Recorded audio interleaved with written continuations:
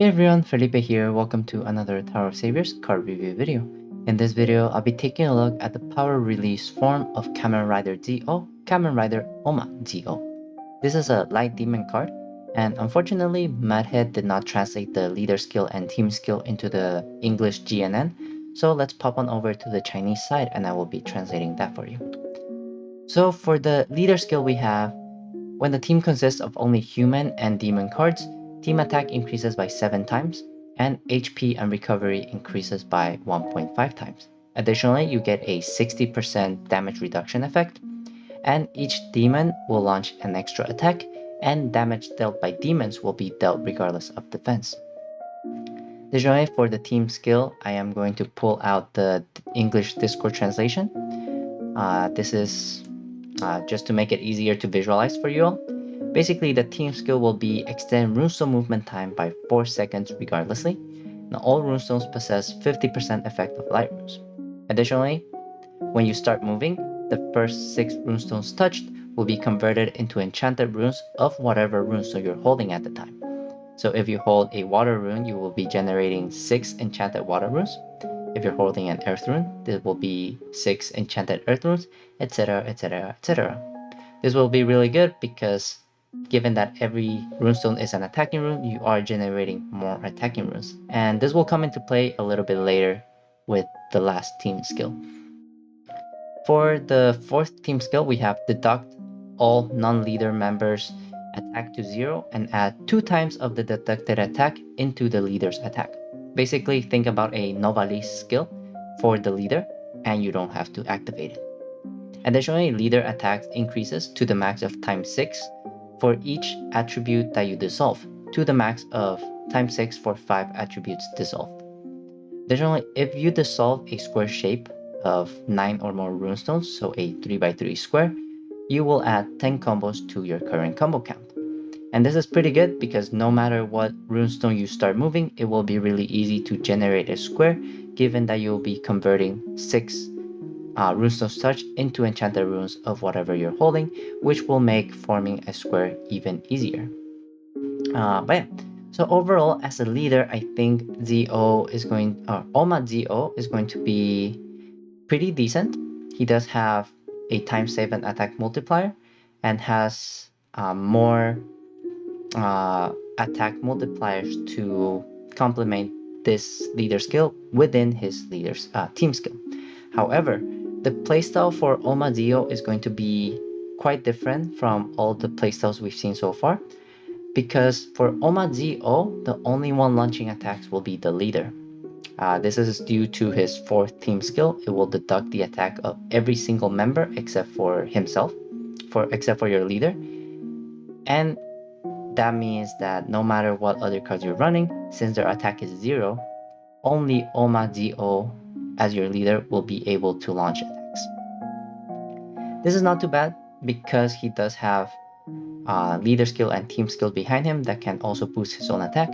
For example, if you dissolve 5 different attributes, you get a further times 6 attack multiplier, and you also get a times 2 attack multiplier to the absorbed attack from other members. Additionally, remember that leader skill allows demon members to launch an extra attack. This means that OHMA Zi-O will be launching 2 attacks every single round. However, as a leader skill, this can be a little bit dicey because you cannot turn it off. So if you are facing enemies that require multiple attack shields, it will take forever to break them. And nowadays the newer skill is the 5 attribute attack shield, which the enemy has to receive an attack of all 5 attributes in order to receive damage, will not be able to be broken just by your leader alone, even if you're launching extra attacks, unless you have a card that can allow you to launch extra attacks, which it is very limited in the current meta, because cards that can launch attacks of 5 different attributes only apply that effect to themselves at this point. So for Kamen Rider OHMA Zi-O as a leader, these enemies will be a really hard counter to him. However, if you don't have these enemies, he will be a pretty decent leader because he has a good attack multiplier and is also able to dish out a lot of damage and attack twice every single round. However, if we compare him to original ZO, he does have some differences. So if we take a look at the leader skill, the main difference with him is that you are losing the -2 CD of humans, which can be pretty beneficial in certain teams, because the faster you can activate your skills, the faster you can kill the enemies, especially if you activate shield breaking skills or buffing skills. This -2 is really, really important. However, he does gain a damage reduction skill, which can help you survive for longer, and you also get an inherent defense break, while where original Zio would have to rely on his team skill in order to break those shields. The other main difference will be on his team skill. Normal Zo only generates fire runes as his attacking runes, and in order to generate the fire runes, or your moving trail is only fire runes. So if you encountered any card that blocked your fire runes, then you would be pretty much dead. However, for OHMA Zo, any runestone that you move can be an attacking rune, so you are not limited by this. However, something that you lose with the power release is a ×3 attack boost when you form a 3x3 square, and also lose the ability to break trio and quintet elemental shield in your team skill, and you will be relying on active skills in order to break these shields. So as a leader, what do I think of OHMA Zo versus original Zo? I do think OHMA Zo is better than the original Zo, just because of the fact that you can use multiple other runes as attacking runes, and you're not locked to only dissolving a square of fire runes. Additionally, because you have more attacking runes, you have more flexibility, and because your team skill allows you to convert any runestone into your moving trail, if you are missing an attribute, you can generate it yourself. And doing so, you can ensure you have a higher attacking bonus, since OHMA Zo gets a higher attacking bonus for the more attributes you dissolve in a single round. So, in my opinion, as a leader, I do think OHMA Zo is going to be a better card as a leader than original Zo.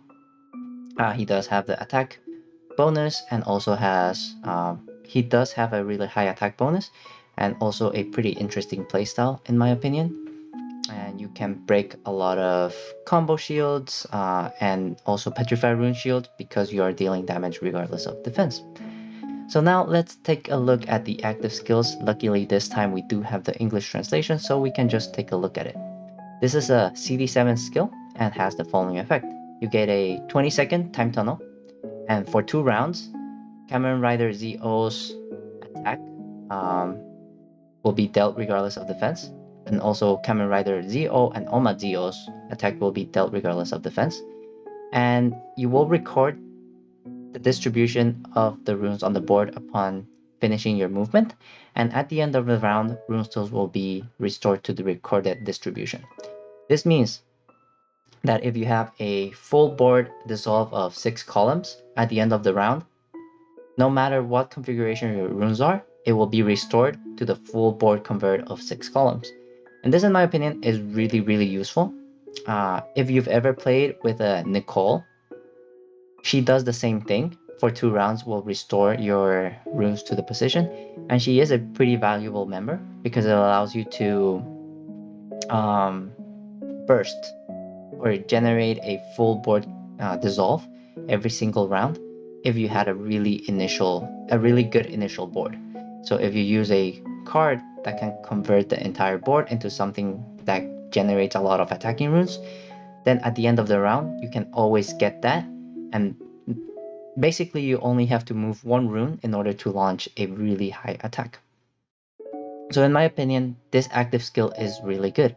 CD7, a little bit longer, but you have a time tunnel to arrange the runes however you want, and after that you don't have to rely on the time tunnel because your runes will be restored to whatever configuration you finished them on, and this will allow you to launch attacks easily and also save your time from spinning.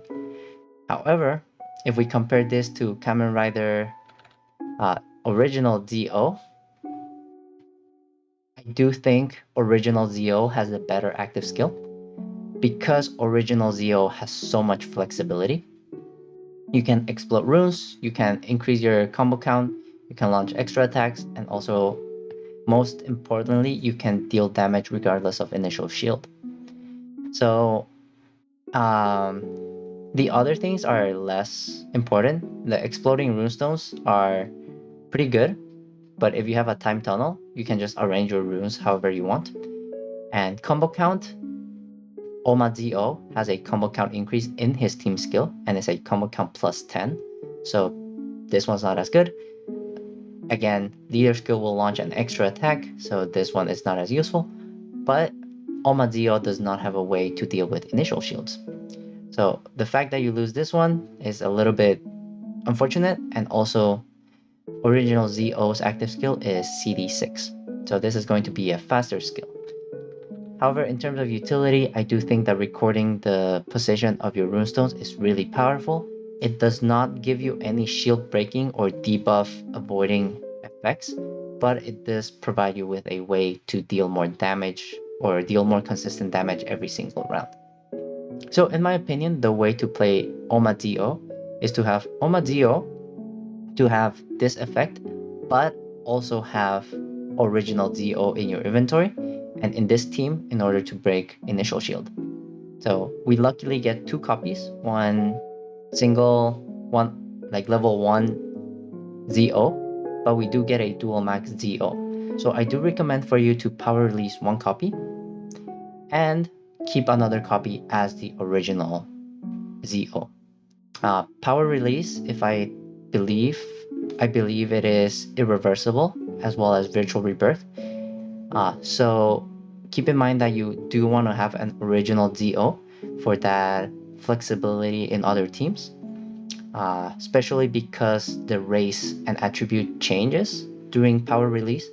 So human ZO will allow you to run a mono human team and clear achievements, and power release OHMA ZO will help you clear demon achievements or mono demon achievements or mono light achievements. So it is worth having both. Yeah, so definitely worth having both. I do think OHMA ZO is going to be a decent leader. However, I do feel that it is going to fall out of the meta pretty easily because he doesn't have that much shield breaking potential, and also locks your entire team from launching attacks. So there are certain enemies that will hard counter his playstyle. But if there are no enemies that can counter him, he can be a pretty good option to clear newer stages. And you know, Matt had always releases stages that are tailor-made for new cards, so who knows, we might get a stage that will require OHMA ZO as a leader. However, there are other ways to get around it, other good light leaders, so don't use him as a leader if you don't have the resources, but it is worth having him as a member for his time tunnel and utility potential. And it is also worth keeping 1 copy as the original ZO for initial shield breaking, as well as a quicker time tunnel, CD6 time tunnel, as well as more flexibility on the effects that you want to choose for a fire team or a human team. Bam! So overall, I do think OHMA ZO is a really good power release version of the original card. However, the original card is also very different from its power release version, which makes it worth to have both copies in your inventory. Yeah, that's all I have to say about this card. As always, let me know in the comments if I said anything wrong or if I missed out on anything. And yeah, keep in touch on my YouTube channel for more Tower Saviors content. But for now, stay safe, stay healthy, and I will see you next time. Bye everyone!